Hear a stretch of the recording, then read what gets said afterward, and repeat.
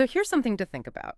In a nation like the Philippines, striving for equal access to justice for everyone, how do we make sure localized legal frameworks, the ones designed for specific cultural or religious contexts, how do they evolve? Evolve and expand. Exactly, expand to better serve their communities, but also stay well integrated within the national system. That's a core tension, isn't it? Especially when you consider the diversity here. Right. And specifically thinking about Sharia courts, what are the practical effects, the potential benefits of actually increasing their reach and capacity across the country? It's a really vital question and leads us perfectly into today's deep dive. Republic Act number 12, 2018. Ah, yes. This act seems to tackle that head on. So for everyone listening, let's start with the basics. What exactly is RA 1 2018? Okay, so the full title is quite a mouthful. Bear with me. It's an act creating three additional judicial districts and 12 Circuit Courts therein, and appropriating funds, therefore. Okay, quite descriptive. Amending for the purpose Articles 138, 147, and 150 of Presidential Decree number 1083, otherwise known as the Code of Muslim Personal Laws of the Philippines, as amended, Right, PD 1083, the foundation. and the relevant provisions of Batas Pambansa Blg 129, otherwise known as the Judiciary Reorganization Act of 1980, as amended. Whew.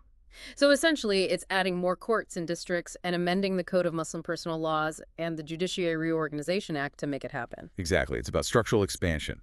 And it became effective 15 days after its publication, either in the official gazette or a major newspaper. Got it. More districts, more courts. That sounds like a pretty big deal. Can you walk us through the changes to the judicial districts first? Sure. So before this act, we had 5 Shari'a judicial districts.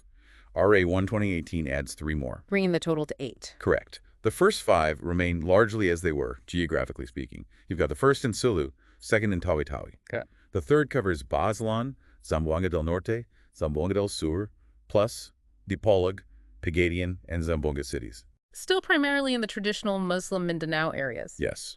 Then the fourth covers Lanao del Norte, Lanao del Sur, Iligan City, and Marawi City.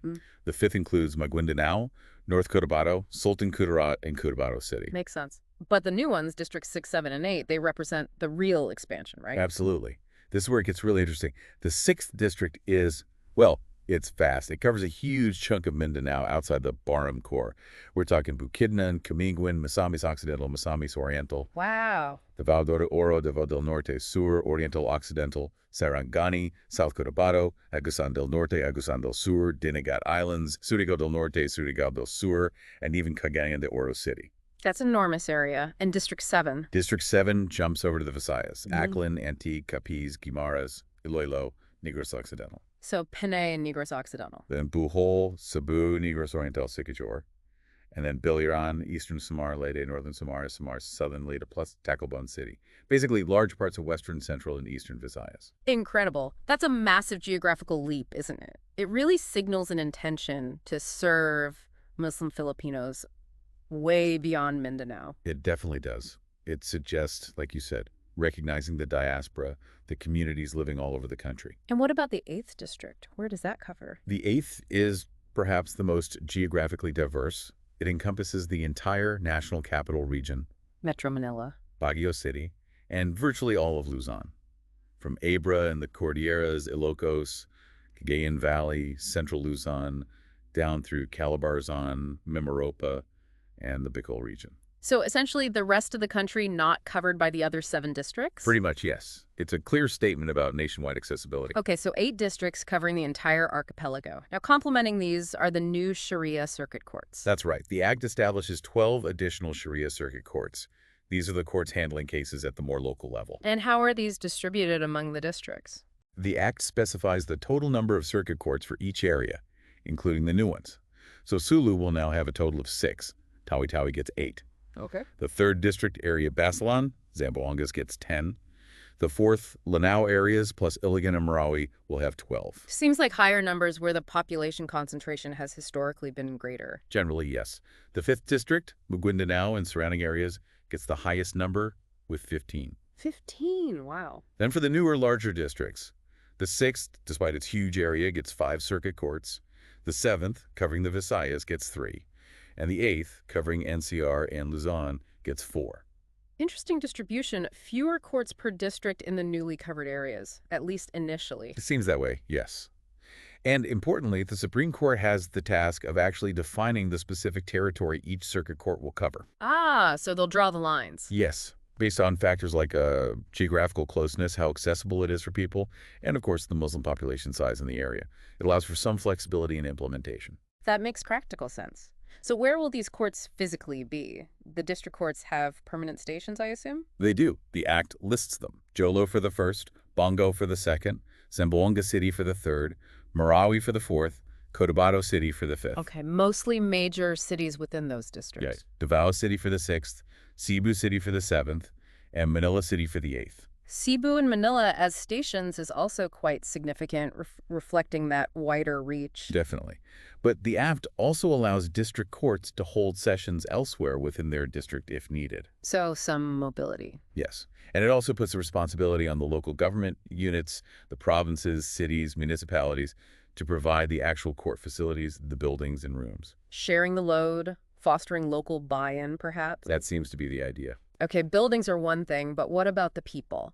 Does the Act detail the staffing? It does, quite clearly. For each new Sharia district court, there's a standard staffing pattern of 12 personnel. 12 people, what roles? You have the judge, of course, a clerk of court, a legal researcher, an interpreter, which is really crucial. Absolutely, for language access. 3 stenographers, a sheriff, 2 clerks, a process server, and a utility worker. A full team. And for the circuit courts. For the new Sharia Circuit Courts, it's a slightly smaller team of 9. Judge, clerk of court, interpreter, 3 stenographers, a clerk, a junior process server, and a utility worker. So, clear structures for personnel as well. It's not just creating empty titles. How is all this supposed to actually happen? The operational side. The Act directs the Chief Justice to immediately include the operationalization, getting these courts up and running into the Supreme Court's program. So it's a priority. Yes. Yeah. And crucially, for funding, the Act mandates that the necessary funds for everything, personnel, maintenance, operating expenses, facilities, must be included in the Annual General Appropriations Act. The national budget. So there's a mechanism for sustained funding. Correct. That's vital for it to be more than just a law on paper. And finally, does it clean up any conflicts with older laws? Yes, there's a standard repealing clause. It basically says that any parts of BP 129, PD 1083, or any other laws or rules that are inconsistent with this new act are considered amended, repealed, or modified accordingly. Making RA 12018 the prevailing law on these specific points? Exactly. It clarifies the legal hierarchy. Okay, so taking all these changes together, the new districts covering the whole country, more circuit courts, staffing, funding, what are the potential impacts? Thinking about the administration of justice overall, and maybe more importantly, for Muslim Filipinos seeking legal recourse across the Philippines, what does this expansion mean on the ground? Well, it's potentially transformative, isn't it? On the one hand, you have the clear benefit of increased access. Muslim Filipinos, particularly those living outside the traditional Mindanao regions, might find it much easier, more convenient, and perhaps culturally more resonant to address personal law matters like marriage, divorce, inheritance through these courts. Which could be a huge relief for many. Absolutely. Yeah. It could potentially lead to faster resolutions within a familiar framework, and maybe even ease the burden on the regular court system for these specific types of cases. But are there challenges or things to watch out for? Definitely. With such a wide expansion, ensuring consistency in applying Sharia law across all these new districts, from Sulu to Luzon, will be critical. There's also the need for, ongoing training, not just for the Sharia court personnel, but also perhaps for lawyers and judges in the regular system to understand the interface. And maybe public awareness, too, for the communities these courts serve. That too.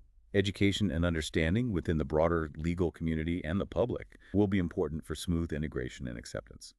Really fascinating points to consider as this rolls out. And this brings us to you, our listeners. Considering these changes, especially this push into regions beyond Mindanao, what potential impacts do you see? Yes. How do you think this will affect justice administration?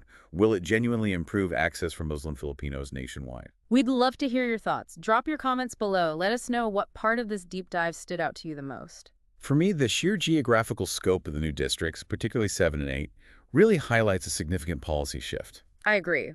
So just to quickly recap the key takeaways from Republic Act number 2018.